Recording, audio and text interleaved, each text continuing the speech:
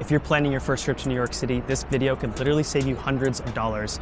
I'm going to show you 5 of the most common and expensive mistakes that tourists make when visiting New York City. I've traveled here, I've lived here for years, and I've seen all these mistakes made countless times. So I'm going to show you the ones to avoid and what to do instead. Plus, as a bonus, I'm going to give you a way to save money on Broadway tickets. Let's get to it.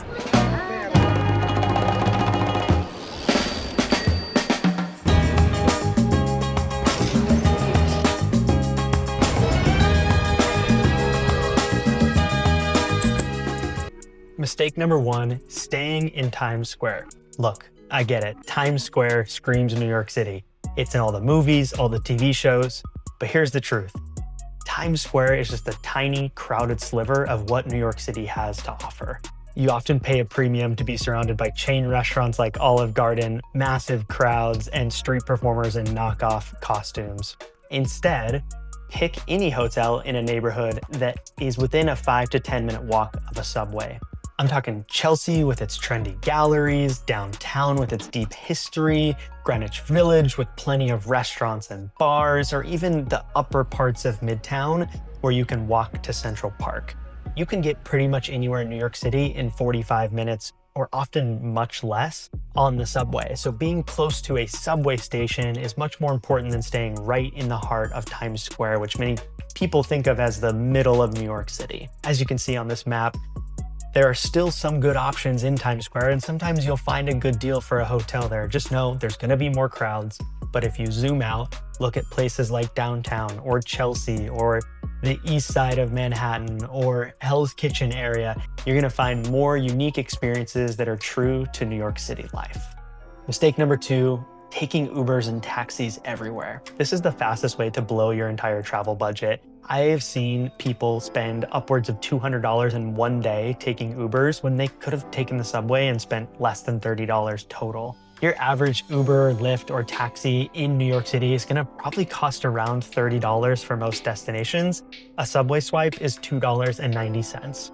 An Uber, Lyft, or taxi from JFK Airport into the middle of Manhattan, you're looking at $70 to $120 before tax and tip.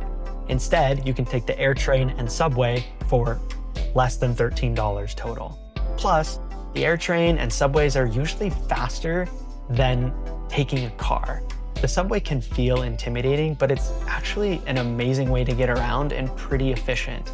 It has 472 stations, basically 24/7 service, and like I said, is usually faster than taking a car. Plus, you get the authentic New York City experience of being frustrated at delayed trains, avoiding eye contact with weird strangers on the train, and getting frustrated at people who try and enter the subway before letting people exit. Join the club. Here's the thing about traffic in Manhattan. It moves at an average of 4.7 miles per hour. You can walk many places faster than you can take a car. So instead of Ubers, taxis, or Lyfts, consider walking, taking the subway, or even riding a bike. Be sure to download our 100% free New York City transportation guide where we cover all things getting around New York City, including getting to and from the airports, hailing taxis, using the subway efficiently, and so much more. We'll put a link in the description of this video to get it for free. Mistake number 3 is falling for street scams. Picture this, you're walking through Times Square, enjoying your vacation, thinking of going to Central Park next, and suddenly, hey, do you want my CD for free? Nope. They're certainly gonna charge you 20 bucks for that once you take it from them. Check out this amazing comedy show, only $30 tonight. Nope. Hey, you look tired. Want a pedicab ride? Absolutely not. Here's my general rule. If someone on the street is trying to engage with you or get you to buy something or offer you something, just keep your head down and keep walking or say no thank you. You don't have to engage with people. You are not obligated to take anything that someone tries to hand you. And don't get me started about the pedicabs. I know an elderly lady who took a 10-block pedicab ride, which in a taxi would cost about $10. They charged her $100 to go 10 blocks. The swindling that can happen on the streets of New York City, it's impressive in its own way, but keep your head down, say no thank you, and move along.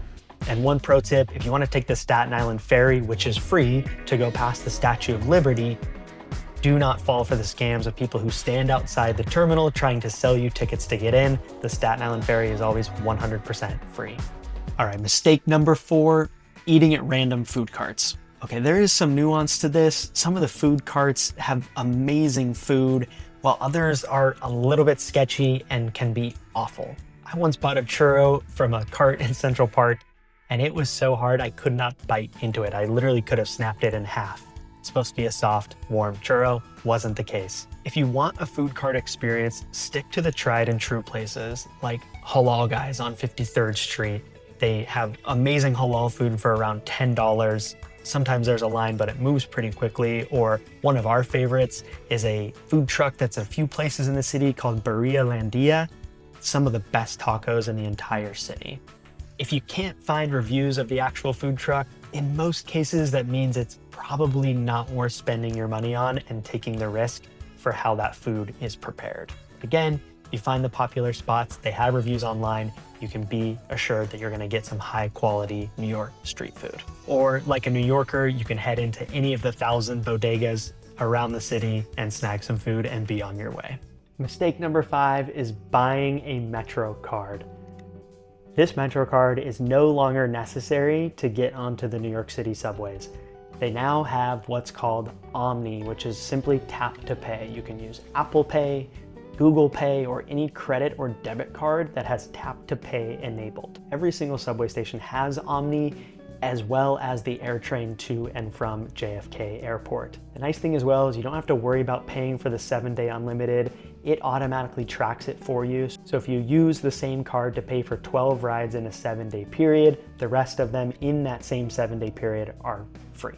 It automatically tracks it for you and starts giving you free rides once you hit the minimum amount in a 7-day period. And don't even get me started on the card readers that work probably 60% of the time, which leads to you trying to swipe through it not working, the train's coming, you're stressed, there's a line behind you, people are frustrated. It's just not worth it.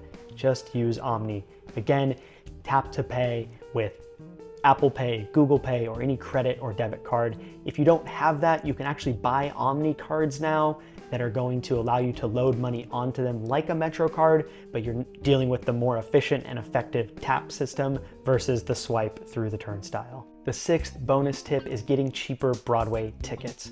If you want to go to a Broadway show in New York City, most people will go online and look at somewhere like Ticketmaster, but in most cases, the TKTS Tickets booth, which has a location in Times Square as well as in Lincoln Square, does discounted tickets for the day of.